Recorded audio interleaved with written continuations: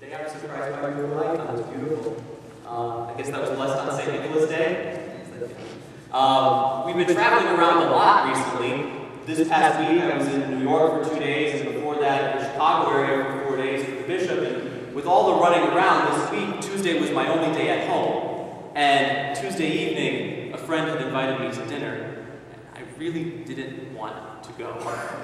And not that I didn't want to go to be with her or to be with her family, but I really just wanted to stay at home. And I thought if I could come up with some sort of excuse as to why I couldn't be there, I would be really happy. And fortunately, God took care of it. She's a student at John Carroll. She called and it was exam time, so she had to cancel on me. But I can relate to the folks in the gospel today that sometimes we're just looking for an excuse to not do the things we said we were going to do. And it's not always a bad thing. I mean, it's not always that we don't want to be here, we don't want to be there, or we don't want to see this person, or we don't want to do... But sometimes we just don't want to do much of anything.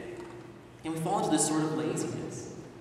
But you have to imagine, the guy in the gospel today is probably really excited about this event. I met a young woman yesterday at the Chancery when I was there doing some work in the afternoon, and she's from our parish in Brecksville, St. Joseph. She was telling me that she's just engaged. She did all the typical I'm engaged stuff, showed me the ring, and told me the story about how he proposed, and was all excited about plans that are happening. And I thought, imagine being this young woman, all excited, going around telling all your friends about what's going on, sending out invitations, and then one after another people blowing you off. And how deflating that must be, and how disappointing that must be for someone who's so excited. That experience of the wedding banquet is the experience of our liturgy. John tells us in Revelation that we are invited to the eternal wedding banquet of the Lamb. And he sees doors open into heaven. And he sees a Lamb seated on the throne, surrounded by angels who constantly are singing, "Holy, holy, holy." And at every divine liturgy, friends, the doors of heaven are open to us. And we're invited into the table of that Lamb to share in his wedding banquet, to join our voices as we sing and shout and cry out with the angels, "Holy, holy, holy." God comes to meet us here, where we are, to take us to where he is. And how easy it is for us to come up with all sorts of excuses as to why we'd rather not do what he's asking us to do, as to why we'd rather not be who he's called us to be. And sometimes in our heads, they all sound really good. But the fact is, he brings us together, and he gives us a mission. And that mission is to take this life that he gives us and to share that life as he shared it with us. He brings us in and he spreads a banquet before us. He holds nothing back. He comes to meet us as a groom, and he gives himself totally and completely to us, his bride. And he asks the same from us. He asks us to give, and sometimes we think, well, we don't have a lot to give. I'm old, or I'm not too bright, or I'm too small, I'm too young, I'm not well connected enough, I don't know the right things to say. God doesn't care about that. God calls us exactly as we are, each one of us, and he brings us together.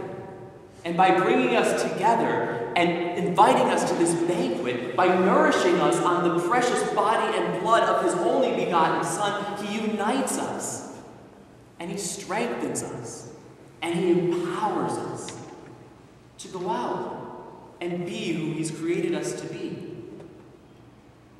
He challenges us to love people out there the way he's loved us, to the point of giving himself entirely. He challenges us to go out and serve people out there in the way that he served us throughout his years of ministry, and even today, through the ministry of his priests and his bishops. He calls us to do what only we can do.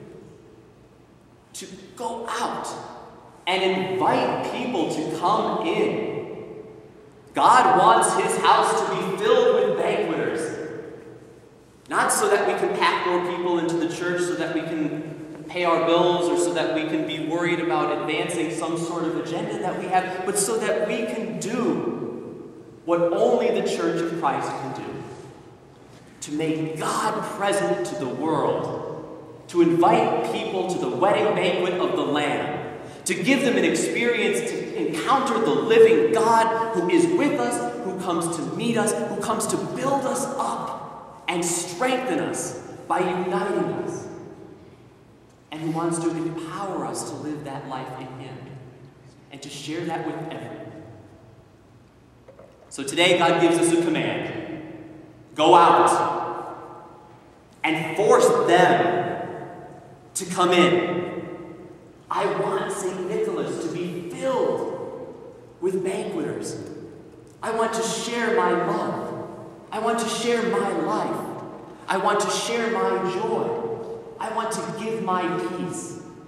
We're preparing for Christmas, and we hear those words, love and joy and peace, and they're plastered all over the Christmas cards, and they're plastered on banners, and we hear them in songs.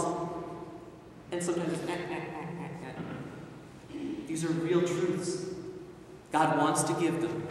God desperately wants to give them to us.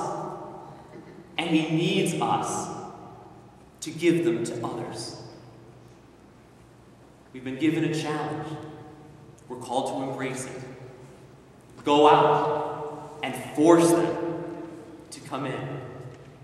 God wants his house to be